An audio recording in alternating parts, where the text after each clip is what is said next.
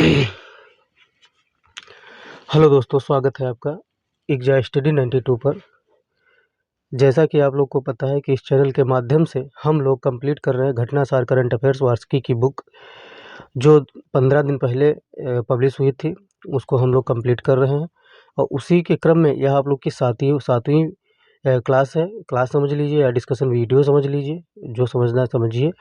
लेकिन यह वीडियो आप लोग के लिए इम्पोर्टेंट है। उत्तर प्रदेश करंट अफेयर्स इसमें होने वाला है और आगे एक और आप लोग की वीडियो मिलेगी शाम तक, तो उसमें भी आप लोग का उत्तर प्रदेश करंट अफेयर्स ही होगा और साथ में डेज तो चलते हैं।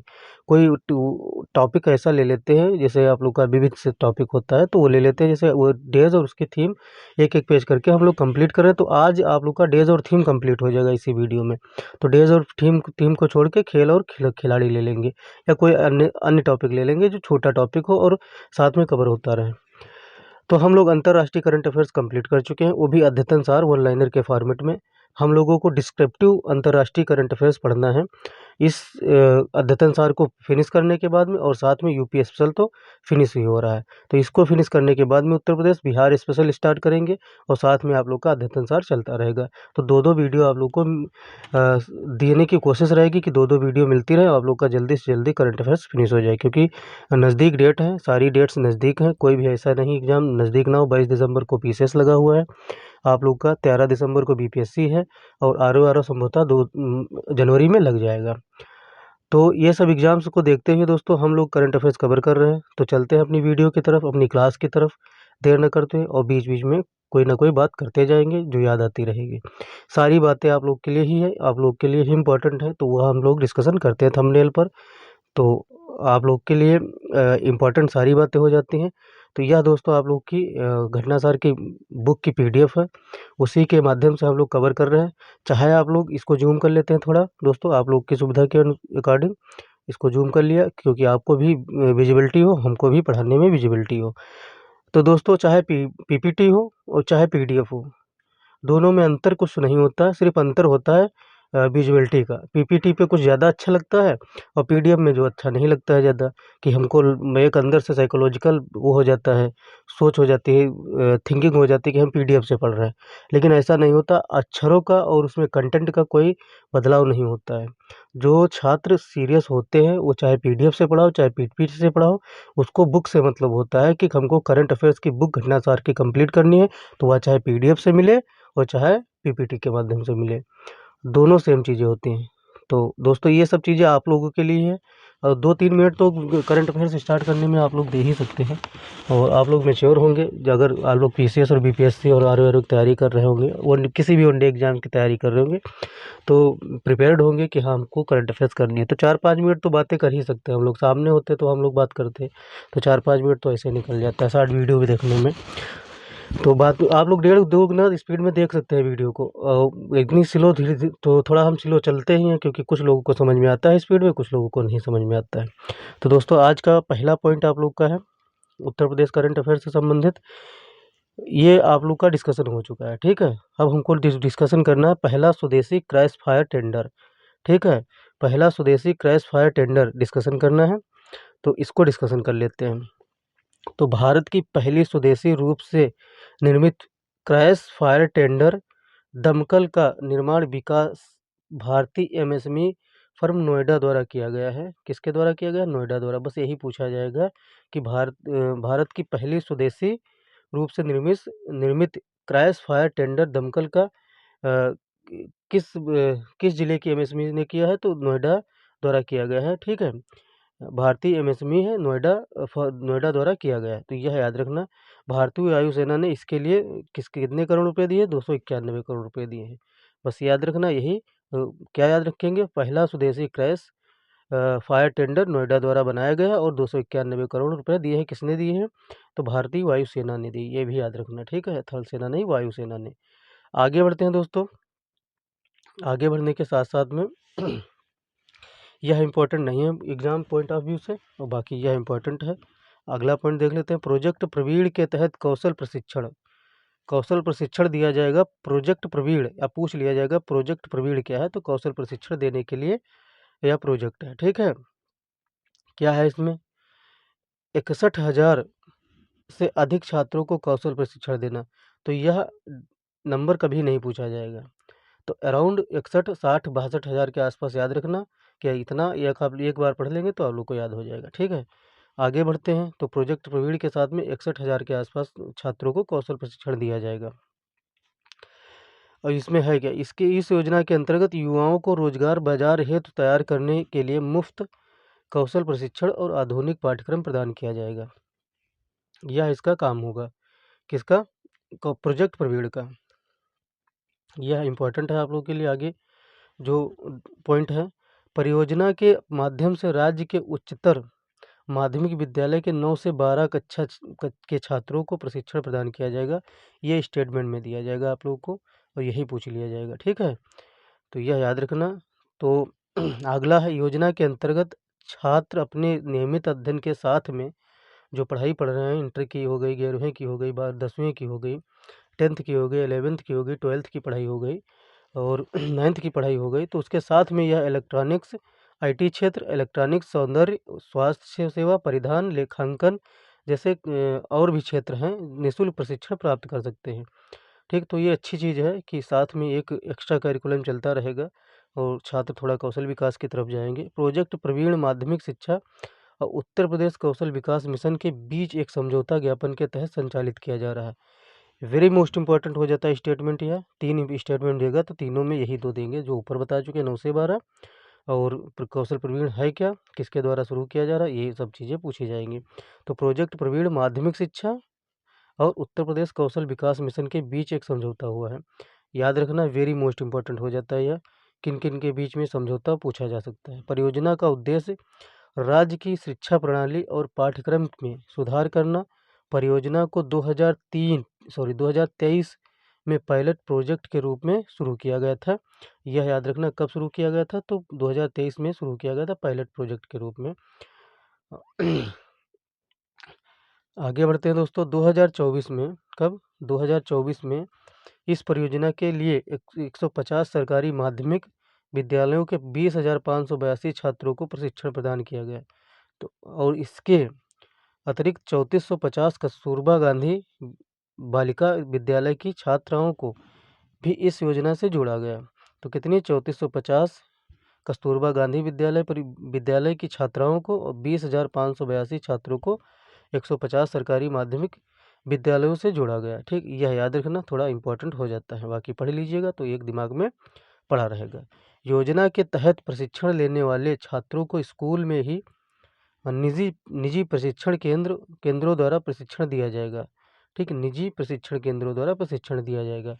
तो हम लोगों की तरफ भी था कि एक बना हुआ था प्रशिक्षण केंद्र, तो उसमें क्या होता था, जाओ हाजिरी लगाओ वापस आ जाओ। तो यह सब चीज़ें होते हैं और गवर्नमेंट को मॉनिटरिंग करनी चाहिए इन प्रशिक्षण केंद्रों पर कि होता क्या है।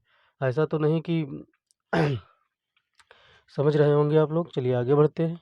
उत्तर प्रदेश में साइबर पुलिस स्टेशन, क्या, उत्तर प्रदेश में साइबर पुलिस स्टेशन, या उतना ही इम्पोर्टेंट है जितना सांस जीने के लिए सांस, उतना इम्पोर्टेंट है। 57 जिलों में साइबर पुलिस स्टेशन स्थापित करने की योजना है और 18 मंडलों में पहले से है। तो 57 18 कितना हो जाता है, 75।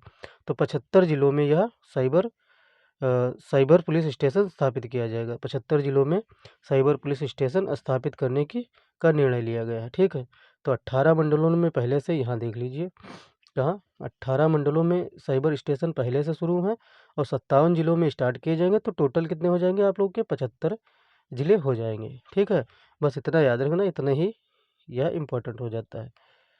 चलिए दोस्तों आगे बढ़ते हैं। चित्रकूट में बनेगा डिफेंस कॉरिडोर, क्या बनेगा, डिफेंस कॉरिडोर चित्रकूट में बनेगा। तो इसके बारे में भी जान लेते हैं।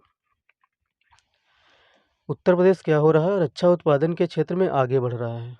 तो इसी के क्रम में बुंदेलखंड क्षेत्र के चित्रकूट जनपद में डिफेंस कॉरिडोर विकसित करने की घोषणा की गई है। तो यह पूरी लाइन टू लाइन रट डालिए, इसको चबा डालिए, जैसा मन हो वैसा कर डालिए। इम्पोर्टेंट है, चित्रकूट बनेगा डिफेंस कॉरिडोर। ठीक है, आगे बढ़ते हैं दोस्तों। आगे नहीं, इस तरफ चलते हैं क्योंकि यह एक पेज में 2 पेज देने की प्रथा है करंट अफेयर्स वालों की, तो वही यह प्रथा पूरी कर रहा है घटनासार भी। ठीक है दोस्तों, तो आगे बढ़ते हैं। एक कॉरिडोर की स्थापना के लिए पर्यावरण, वन जलवायु परिवर्तन मंत्रालय ने अपनी स्वीकृति प्रदान कर दी है।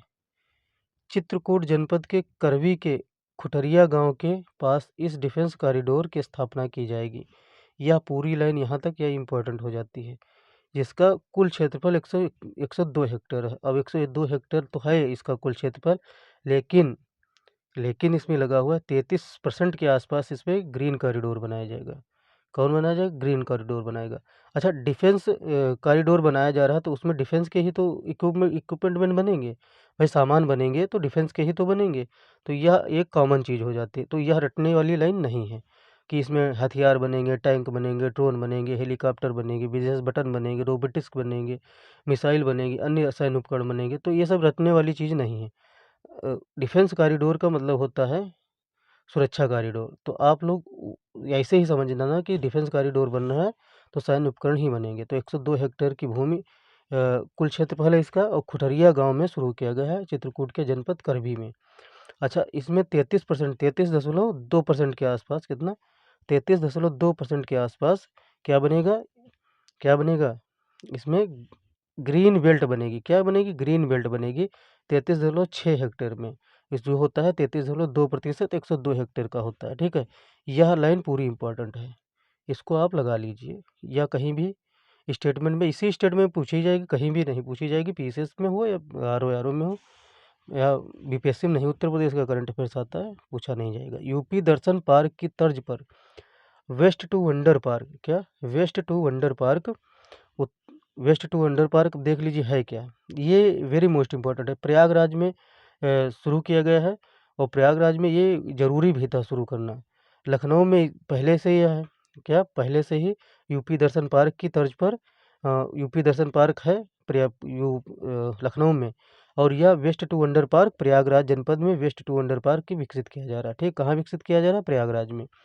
और यह विकसित क्यों किया जा रहा है? सबसे बढ़िया तो यह इस बात की है कि यह कहाँ, किस क्षेत्र को चुना गया? संगम क्षेत्र को चुना गया, याद रखना, ये भी इम्पोर्टेंट हो जाता है। और जिम्मेदार कौन है? नगर निगम प्रयागराज जिम्मेदार है इसका। और 2025 से पहले महाकुंभ है। 2025 में क्या है? महाकुंभ है, तो उससे पहले इसको बना लिया जाएगा। और इसमें होगा क्या? यह लाइन पूरी इम्पोर्टेंट है। ठीक है, यह लाइन आप लोगों की पूरी इम्पोर्टेंट हो जाती है। ये इसको ले लीजिए। वेस्ट टू वंडर पार्क में वेस्ट मटेरियल, क्या? वेस्ट मटेरियल का प्रयोग करके कलाकृतियाँ बनाई जाती हैं। वेस्ट टू वंडर पार्क का मतलब यही है। ठीक है, इसलिए इसका निर्माण किया जा रहा है। दो लाइन इंपॉर्टेंट हो जाती है आप लोगों के लिए, कहाँ बनाई जा रही है और किस लिए बनाया जा रहा है, और किस ज़िले पर आधारित है, किस ज़िले में पहले से था, तो कहाँ था? लखनऊ में। हाइड्रोजन ईंधन आधारित रेलवे इंजन का निर्माण, ये भी इम्पोर्टेंट है, क्योंकि हाइड्रोजन से संबंधित आजकल बहुत सारी चीज़ें करंट अफेयर्स में चल रही पैरेलल में। तो भारतीय रेलवे उत्तर प्रदेश के कानपुर स्थित भारतीय प्रौद्योगिकी संस्थान, ठीक, आईआईटी कानपुर के साथ मिलकर हाइड्रोजन ईंधन आधारित रेलवे इंजन निर्माण करने की योजना बना रहा है। यह पूरी लाइन आप लोग के लिए इम्पोर्टेंट है, आप लोग के लिए ही लिखी गई है। अब यह इम्पोर्टेंट भी हो जाती है आप लोग के लिए। भारत का पहला हाइड्रोजन ईंधन आधारित रेलवे इंजन होगा यह, इसलिए यह इम्पोर्टेंट हो जाता है यूपी पीसीएस के लिए, चाहे वह हाई कोर्ट के लिए हो। भारत का पहला हाइड्रोजन ईंधन आधारित रेलवे इंजन होगा, जो कि निर्माण कानपुर में किया जाएगा। कहाँ किया जाएगा? कानपुर में किया जाएगा। अगला भी इम्पोर्टेंट है। इस इंजन के निर्माण में और विकास के लिए आईआईटी कानपुर में एक अत्याधुनिक lab, centre for railway research, तैयार की गई है। ठीक, कानपुर में तैयार की गई centre for railway research lab. ठीक है, आईआईटी की इस लैब में इंजन की तकनीक विकसित की जाएगी, और इसका निर्माण इलेक्ट्रिक लोको शेड फजलगंज में किया जाएगा। ठीक है, इलेक्ट्रिक लोको शेड फजलगंज में किया जाएगा इसका निर्माण। तो दोस्तों, यह इम्पोर्टेंट हो जाता है, और यह पूरी लाइन आप लोगों के लिए इम्पोर्टेंट थी। आगे बढ़ते हैं दोस्तों। गोंडा में बनाया जाएगा कछुआ संरक्षण रिजर्व, कछुआ संरक्षण रिजर्व बनाया जाएगा। ठीक है, कहाँ बनाया जाएगा? गोंडा में। उत्तर प्रदेश गोंडा जिले में वन विभाग turtle survival alliance foundation India के सहयोग से, किसके सहयोग से? यह इम्पोर्टेंट हो जाता है, किसके सहयोग से बनाया जाएगा? तो गोंडा में बनाया जाएगा टर्टल सर्वाइवल अलायंस फाउंडेशन के सहयोग से। ठीक है, सहयोग से एक संरक्षण प्रयास शुरू किया कर रहा है। इस प्रयास का उद्देश्य घाघरा नदी की सहायक नदी सरजू नदी है के किनारे एक कछुआ संरक्षण रिजर्व स्थापित करना इसका उद्देश्य है। और अच्छा, उद्देश्य तो ठीक है, समझ में आता है। अब आगे बढ़ते हैं। गोंडा जिला अपनी कछुआ विविधता के लिए तो फेमस है, ठीक है, इसीलिए इसका संरक्षण करने का प्रयास किया जा रहा है। अब दोस्तों, अब कुछ नहीं इम्पोर्टेंट है आप लोगों के लिए, सिर्फ ये वाली लाइन इम्पोर्टेंट है। ये क्वेश्चन नहीं आएगा कहीं से, आप लोग अपने मन से पढ़ लीजिए। इस पॉज करके, सरजू नदी का 2 किलोमीटर का विस्तार शामिल है।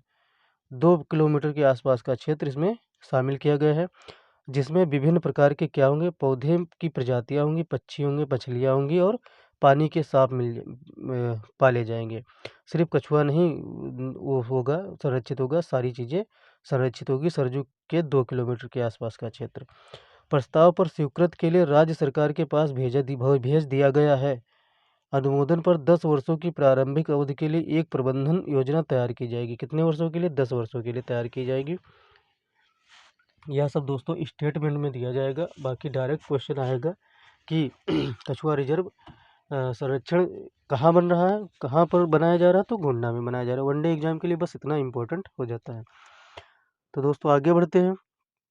और फिर जनरल करंट अफेयर्स की जानकारी भी होना चाहिए। योजना कछुआ के संरक्षण पर ध्यान केंद्रित करेगी। यह योजना कछुओं के संरक्षण पर ध्यान केंद्रित करेगी, तो गोंडा में हो रहा है। और और क्षेत्र की संपूर्ण जैव विविधता की रक्षा करने की लक्ष्य रखेगा। ऐसा नहीं कि कछुए का संरक्षण किया जाएगा, तो पूरे क्षेत्र की जैव विविधता का संरक्षण भी होगा इससे। तो आप लोग अच्छी चीज़ कह सकते हैं। अगर प्रकृति का संरक्षण हो रहा है तो बहुत अच्छी चीज़ होती है। ये तो है नहीं कि कोई अपने लिए भी करता हो, लेकिन प्रकृति का संरक्षण होना चाहिए।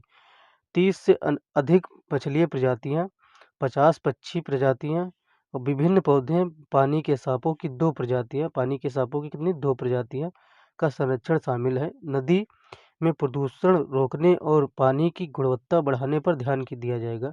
यह इम्पोर्टेंट है, ठीक है। इम्पोर्टेंट नहीं, आप लोग पढ़ लीजिए, जनरल नॉलेज के लिए भी पता होना चाहिए।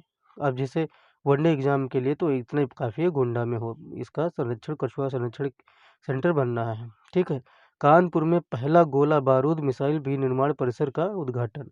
अब यह अच्छा, हाई कोर्ट में या यूपीएससी में पूछा जाएगा तो डायरेक्ट, पहला गोला बारूद मिसाइल विनिर्माण परिसर कहाँ स्थापित किया जा रहा है, तो कानपुर में उद्घाटन हुआ है, ठीक है। 26 फरवरी 2024 को कानपुर के में प्रदेश का पहला गोला बारूद मिसाइल विनिर्माण परिसर का उद्घाटन किया। किसने किया? मुख्यमंत्री योगी आदित्यनाथ जी ने किया है, ठीक है। याद रखना, बाप का दादा का सबका बदला लेगा ये तेरा फैजल। सबका बदला लेना है, यूपीपी का लेना है, यूपीएससी के सारे एग्जाम्स का बदला लेना है, यूपीपीसीएस और आरओआरओ से। अडानी डिफेंस और एरोस्पेस द्वारा किया जा रहा है इसका निर्माण, ठीक है। यह याद रखना, वेरी मोस्ट इंपॉर्टेंट हो जाता है। और नौकरियां और कितने करोड़ रुपए इसमें इन्वेस्टमेंट हो रहा है, यह कहीं नहीं पूछा जाएगा, ठीक है। आगे बढ़ते हैं दोस्तों। अदानी डिफेंस के स्वामित्व वाला यह परिसर राज्य के रक्षा गलियारे के पहले चरण का प्रतीक होगा। अब यह इंपॉर्टेंट हो जाता है, पहले चरण का प्रतीक होगा। यह एक बार पढ़ने वाली होती है। जैसे कोई कोई मूवी होती है, जैसे भूल भुलैया 3 देखो मूवी, तो वो सिर्फ एक बार देखने वाली है, दोबारा नहीं देख सकते।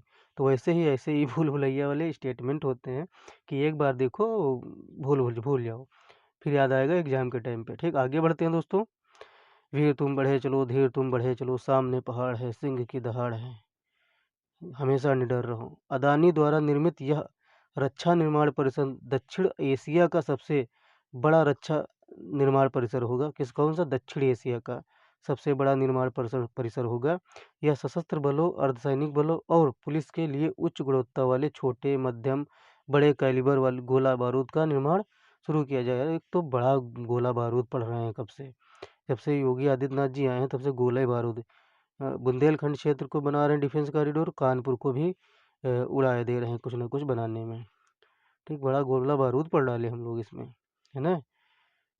कमेंट बॉक्स में बोलना जरूर, कुछ ना कुछ बोला करो यार सब लोग, कमेंट डाला करो, शेयर किया करो, लाइक किया करो, सब्सक्राइब किया करो। थोड़ा बड़ा हो जाएगा चैनल तो थोड़ी चीज़ें और अच्छी कर सकता हूँ। जैसे पीपीटी पे आप लोग को पढ़ाना है तो डिजिटल बोर्ड पे पढ़ा सकता हूँ।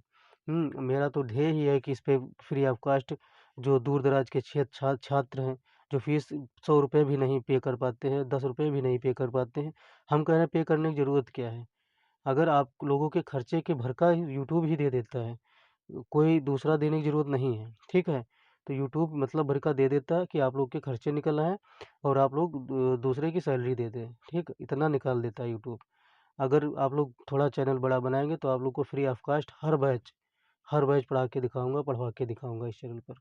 तो दोस्तों आप लोग थोड़ा शेयर किया करिए, थोड़ा अभी छोटा चैनल है, अभी पीडीएफ पढ़ा रहे हैं, 6 महीने की रुक जाइए, 6 महीने के बाद में कुछ धमाका या कुछ बड़ा होने वाला है। देश की अगला आगे बढ़ते हैं, ज़्यादा बात हो गई। देश की पहली डिजिटल साइबर फॉरेंसिक लैब, क्या? देश की पहली डिजिटल साइबर फॉरेंसिक लैब, अब ये याद रखना, देश की पहली डिजिटल साइबर फॉरेंसिक लैब है, दूसरा उत्तर प्रदेश में लैब है, ठीक? कहाँ है? नोएडा में है, लेकिन यह गौतम बुद्ध नगर विश्वविद्यालय में स्थापित की जा रही है, ठीक है? कहाँ? गौतम बुद्ध विश्वविद्यालय में। और यह गौतम बुद्ध विश्वविद्यालय गौतम बुद्ध नगर नहीं है दोस्तों, गौतम बुद्ध नगर ना लगा देना, वो नोएडा में है यह गौतम बुद्ध नगर विश्वविद्यालय। बड़ा कन्फ्यूजन है बाबा, बहुत कन्फ्यूजन है। तो देश की पहली डिजिटल साइबर फॉरेंसिक लैब कहाँ स्थापित की जा रही है? तो नोएडा में स्थापित की जा रही है।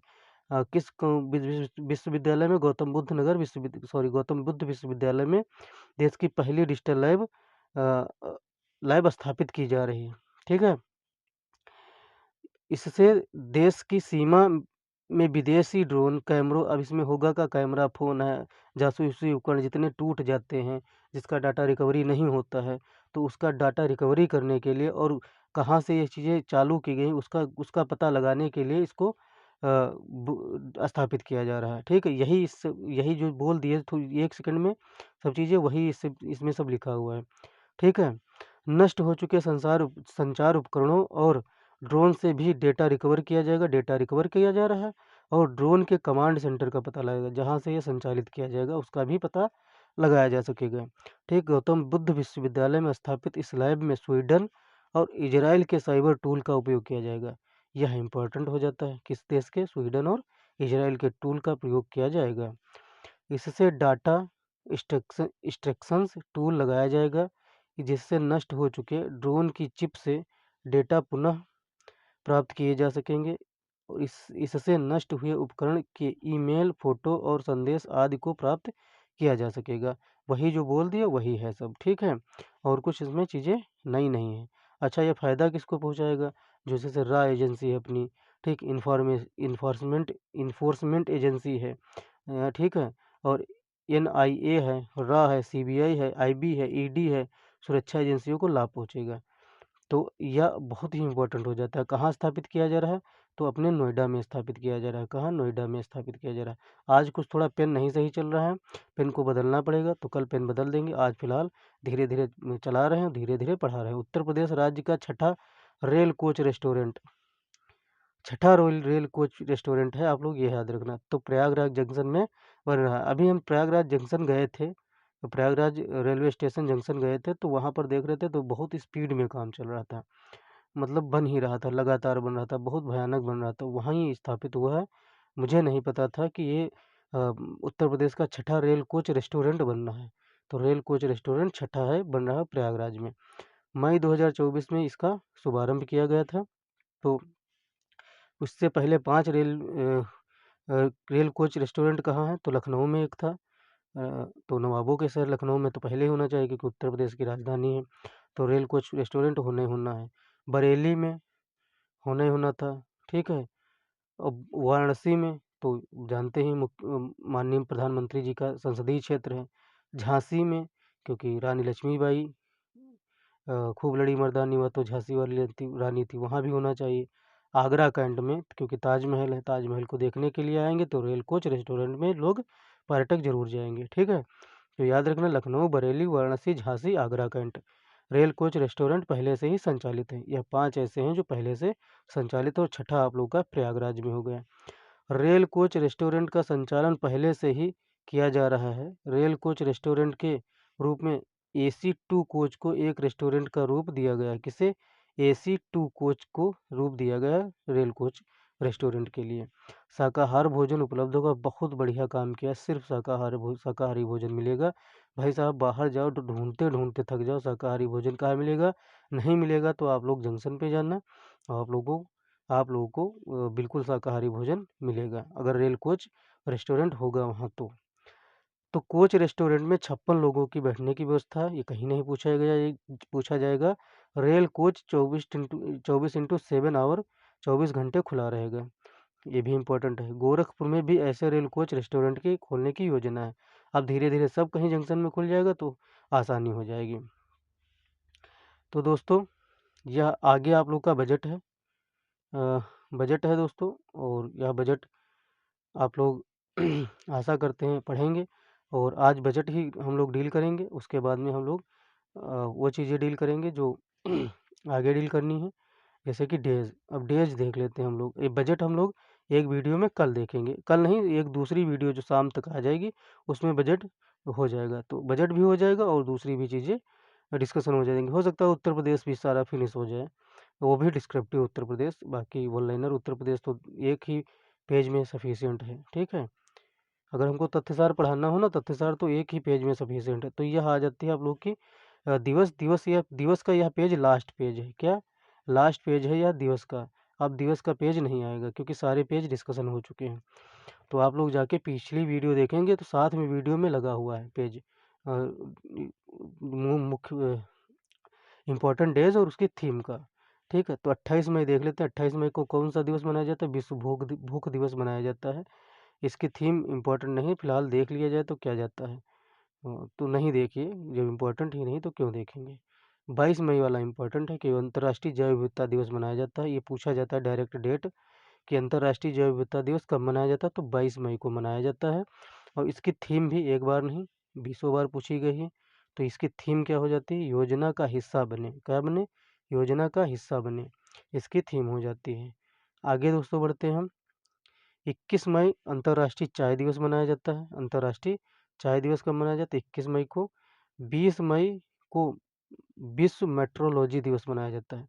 तो जब 20 मई को मेट्रोलॉजी दिवस मनाया जाता है तो इसकी थीम भी देख ली जाती है, वाहिनीता, जिसे कहते हैं सस्टेनेबिलिटी, ठीक है, वाहिनीता जिसे कहते हैं सस्टेनेबिलिटी, ठीक है। तो दोस्तों आगे बढ़ते हैं, आगे बढ़ने के साथ साथ में 20 मई को मनाया जाता है विश्व मधुमक्खी दिवस। 18 मई को मनाया जाता है अंतर्राष्ट्रीय संग्रहालय दिवस, क्या मनाया जाता है, अंतर्राष्ट्रीय संग्रहालय दिवस 18 मई की। इसकी डेट पूछी जाती है, थीम कभी पूछी इतनी जल्दी नहीं गई है, तो फिलहाल देख लीजिए। शिक्षा और अनुसंधान के लिए संग्रहालय इसकी थीम है।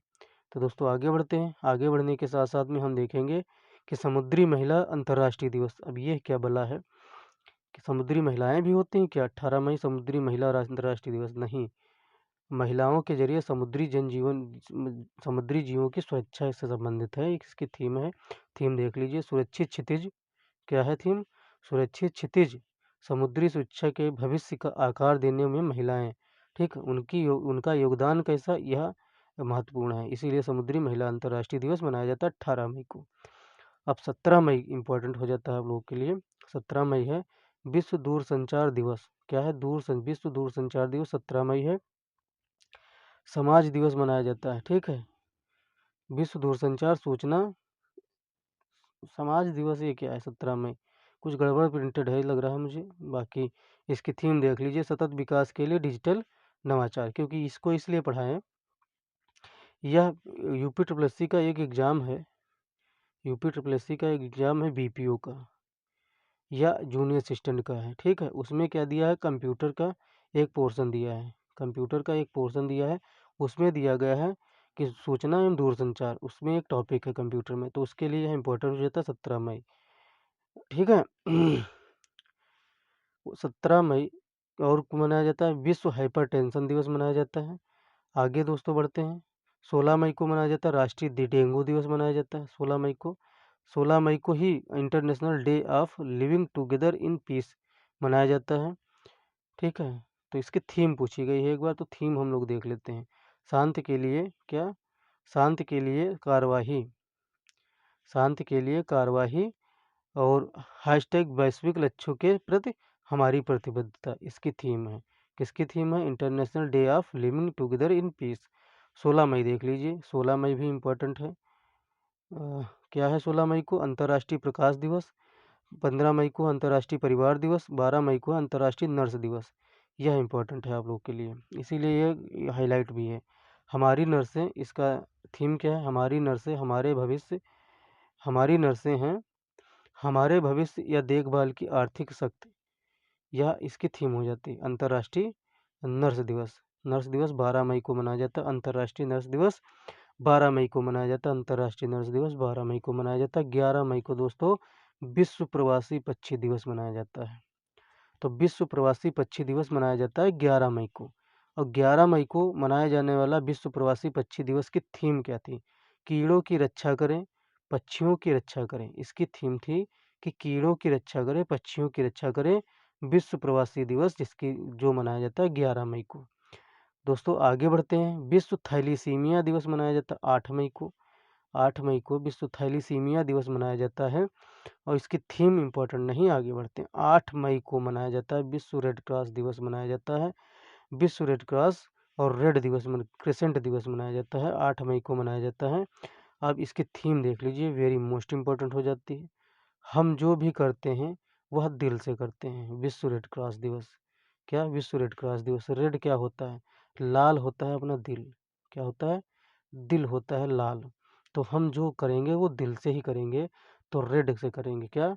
रेड से करेंगे। जो हम करेंगे वो रेड से करेंगे। तो यह क्या हो जाता है? रेड क्रॉस दिवस। कब मनाया जाता है ये भी बता दीजिए। 8 मई को मनाया जाता है। 8 मई को हम रेड से करेंगे, जो भी करेंगे तो रेड से करेंगे। भाई साहब रेड क्या होता है? दिल। जो भी करेंगे दिल से करेंगे। 7 मई को मनाया जाता है विश्व एथलेटिक्स दिवस मनाया जाता है, 7 मई को मनाया जाता है। दोस्तों यह इम्पोर्टेंट हो जाता है, इसकी थीम वेरी मोस्ट इम्पोर्टेंट हो जाती है। विश्व मील चैलेंज, यह एनटीपीसी में 20 बार पूछा गया प्रश्न है। विश्व मील चैलेंज, विश्व एथलेटिक्स दिवस 7 मई को मनाई जाती है। आगे दोस्तों बढ़ते हैं। 3 मई को मनाई जाती है विश्व प्रेस स्वतंत्रता सूचकांक, विश्व प्रेस स्वतंत्रता दिवस मनाए जाते हैं। 3 मई को मनाई जाती है। इसकी थीम क्या है? थीम देख लीजिए। ग्रह के लिए प्रेस, ग्रह के लिए प्रेस, पर्यावरण संकट के सामने पत्रकारिता। ग्रह के लिए प्रेस, पर्यावरण संकट के लिए सामने पत्रकारिता, इसकी थीम हो जाती है। विश्व प्रेस स्वतंत्रता दिवस 3 मई को मनाया जाता है। 29 अप्रैल को मनाया जाता है अंतर्राष्ट्रीय नृत्य दिवस। क्या मनाया जाता है? अंतर्राष्ट्रीय नृत्य दिवस मनाया जाता है 29 अप्रैल को। इसकी थीम है नहीं तो वो याद नहीं करनी। 25 अप्रैल को मनाया जाता है विश्व मलेरिया दिवस मनाया जाता है। इसकी थीम देख लीजिए, वेरी मोस्ट इम्पोर्टेंट, एक बार पूछी जा चुकी है, पीसीएस के ही एग्जाम में पूछी गई है। अधिक न्याय संगत दुनिया के लिए मलेरिया के विरुद्ध लड़ाई तेज करना, इसकी थीम है।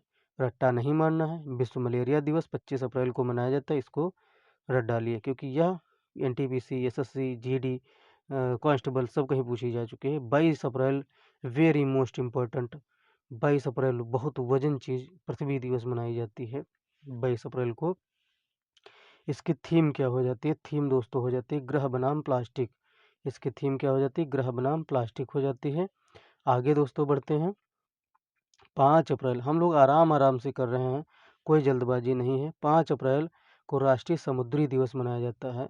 5 अप्रैल को राष्ट्रीय समुद्री दिवस मनाया जाता है। तो इसकी थीम है भविष्य की यात्रा सुरक्षा सर्वप्रथम। समुद्री दिवस याद रखना 5 अप्रैल को मनाया जाता है। 22 अप्रैल पृथ्वी दिवस मनाया जाता है। 18 अप्रैल very most important, very most important भाई, 18 अप्रैल को मनाया जाता है विश्व विरासत दिवस। यह पूछा गया क्वेश्चन है यूपी ट्रिपल एस सी में 50 बार, यूपी पीसीएस में सैकड़ों बार पूछा हुआ प्रश्न है। इसकी थीम बार बार पूछे जाते हैं।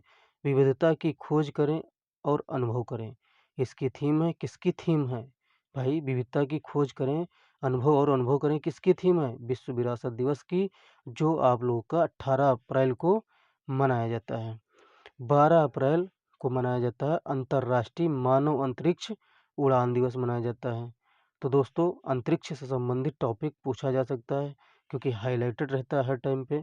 तो वैज्ञानिक जिज्ञासा को प्रोत्साहित करना इसकी थीम हो जाती है। वैज्ञानिक जिज्ञासा को प्रोत्साहित करना इसकी थीम हो जाती है। दोस्तों आगे बढ़ते हैं। आगे बढ़ने के साथ साथ में हम लोग देखते हैं कि 11 अप्रैल विश्व पार्किंसन दिवस मनाया जाता है। क्या मनाया जाता है? विश्व परिकंसन दिवस 11 अप्रैल को मनाया जाता है। 6 अप्रैल को विकास और शांति के लिए अंतर्राष्ट्रीय खेल दिवस मनाया जाता है। 7 अप्रैल को विश्व स्वास्थ्य दिवस मनाया जाता है। वेरी मोस्ट इम्पोर्टेंट दोस्तों हो जाता है 7 अप्रैल को मनाया जाता है विश्व स्वास्थ्य दिवस मनाया जाता है। तो इसकी थीम देख लीजिए, थीम वेरी मोस्ट इम्पोर्टेंट हो जाती है। मेरा स्वास्थ्य मेरा विश्वास इसकी थीम है। किसकी थीम है? विश्व स्वास्थ्य दिवस की थीम है जो 7 अप्रैल को मनाई जाती है। दोस्तों आगे बढ़ते हैं। आगे बढ़ने के क्रम में हम लोग हैं 27 मार्च पे हैं तो विश्व रंगपंच दिवस मनाया जाता है। 24 अप्रैल को विश्व क्षय रोग दिवस मनाया जाता है। भाई साहब इसकी थीम भी इम्पोर्टेंट है, यह डे भी इम्पोर्टेंट है। 24 अप्रैल को मनाया जाता है विश्व क्षय रोग दिवस मनाया जाता है। यह कभी भी कहीं भी किसी भी एग्जाम में पूछी जा सकती है। तो दोस्तों इसको याद रखना। हाँ, हम टीबी को ख़त्म कर सकते हैं। हाँ, संबोधन का निशान है, फिर हम टीबी को ख़त्म कर सकते हैं दोस्तों। यह हो जाती है विश्व टीबी दिवस की थीम हो जाती है। तो यह मनाया जाता है 24 अप्रैल को।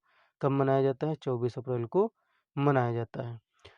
तो दोस्तों हम बढ़ते हैं 23 मार्च की तरफ। 24 अप्रैल को नहीं मनाया जाता दोस्तों। मुँह से गलती से निकल जाए तो उसके लिए हमको क्षमा कर देना, हम क्षमा प्रार्थी हैं। 24 मार्च को मनाया जाता है विश्व क्षय रोग दिवस। उसकी हम थीम बता चुके हैं। हाँ, हम टीबी को ख़त्म कर सकते हैं, इसकी थीम है। और दोस्तों 23 मार्च को मनाया जाता है विश्व मौसम विज्ञान दिवस मनाया जाता है। क्या मनाया जाता है? विश्व मौसम विज्ञान दिवस मनाया जाता है 23 मार्च को। वेरी मोस्ट इम्पोर्टेंट हो जाता है दोस्तों। जल इसकी थीम देख लेते हैं। थीम मतलब मुख्य विषय क्या था? तो किस विषय पर मनाया गया? जलवायु कार्यवाही को की अग्रिम पंक्ति में, जलवायु कार्यवाही की अग्रिम पंक्ति में इसकी थीम थी विश्व मौसम विज्ञान दिवस की, जो कि 23 मार्च को मनाया जाता है। और हम लोग आ जाते हैं 22 मार्च पर। दोस्तों जितना इम्पोर्टेंट हार्ट को धड़कना है उतना इम्पोर्टेंट यह क्वेश्चन आप लोग का बन जाता है। 22 मार्च को मनाया जाता है विश्व जल दिवस मनाया जाता है। अगर 22 मार्च को भीषण गर्मी पड़ती है, आप लोग को पानी ना मिले तो क्या होगा? तो वाटर फॉर पीस इसकी थीम थी, शांति के लिए जल। वाटर फॉर पीस शांति के लिए जल इसकी थीम थी। किसकी थीम थी? विश्व जल दिवस की। और विश्व जल दिवस कब मनाया जाता है? तो भीषण गर्मी में मनाया जाता है, तो 22 मार्च को मनाया जाता है। 23 मार्च को मनाया जाता है विश्व मौसम दिवस मनाया जाता है। क्या मनाया जाता है? विश्व मौसम दिवस मनाया जाता है, मौसम विज्ञान दिवस मनाया जाता है। तो इसकी थीम क्या थी? जलवायु कार्यवाही की अग्रिम पंक्ति में थी। थीम इसकी थी किसकी? विश्व मौसम विज्ञान दिवस की। 23 मार्च को मनाया जाता है। 21 मार्च को मनाया जाता है विश्व वानिकी दिवस मनाया जाता है। 21 मार्च को विश्व वानिकी दिवस मनाया जाता है। इसकी थीम देख लीजिए दोस्तों। थीम वेरी मोस्ट इम्पोर्टेंट होती हैं कुछ डेज की। वह डेज है वह थीम है वन और नवाचार, बेहतर दुनिया के लिए समाधान। तो दोस्तों यह हो जाती है इसकी थीम। किसकी थीम हो जाती है? तो भाई थीम हो जाती है विश्व वानिकी दिवस की, जो मनाया जाता है 21 अप्रैल को मनाया जाता है। क्या मनाया जाता है? विश्व वानिकी दिवस। जैसा हम लोग सांस लेते हैं और दिल धड़कता है हमारे लोगों का, तो वैसे दोस्तों विश्व मौसम विज्ञान दिवस, विश्व जल दिवस, विश्व वानिकी दिवस क्वेश्चंस में धड़कते हैं। तो यह कभी भी कहीं भी पूछे जा सकते हैं। यह 3 प्रश्न ऐसे बन जाते हैं। ऊपर का विश्व क्षय रोग दिवस ले लीजिए। भाई वो कह रहा चिल्ला चिल्ला के हमको क्यों छोड़ दिया, हमको क्यों छोड़ दिया, हम भी तो बार बार आए हैं एग्जाम में। तो भाई इसको ले लीजिए। और नीचे की गौरैया भी चींची चींची कर रही कि विश्व गौरैया दिवस भी तो मनाया गया। फिर महिलाएं भी कह रही हम भी तो मनाए जाते हैं और हमको भी ले लो। तो फिर भाई साहब सबको लेना पड़ेगा। नीचे के सारे पोर्शन इंपॉर्टेंट हैं। तो 21 मार्च को मनाया जाता है विश्व वानिकी दिवस। इसकी थीम भी देख ली है। 20 मार्च को मनाया जाता है विश्व गौरैया दिवस। तो चूं चूं करके आई गौरैया, आंगन में खेली गौरैया।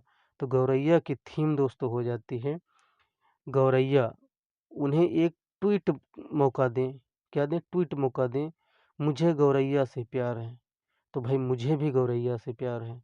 ये भी सबका गौरैया से प्यार है जो जिनके आंगन में गौरैया आई है।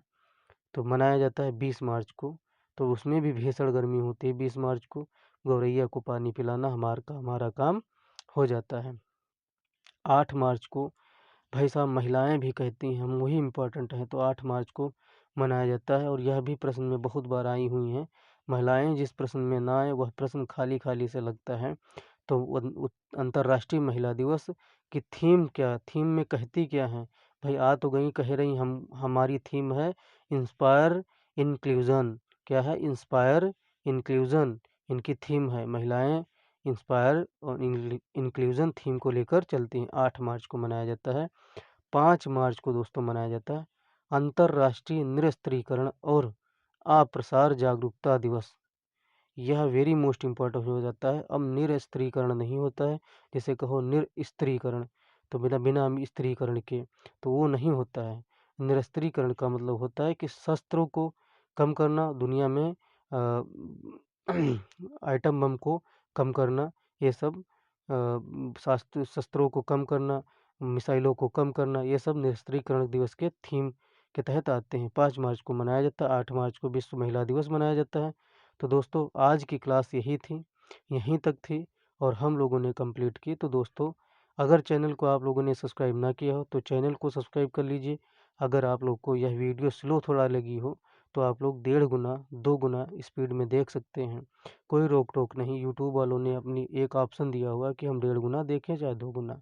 तो दोस्तों मिलते हैं अगली वीडियो में, तब तक के लिए जय हिंद, जय भारत, नमस्कार।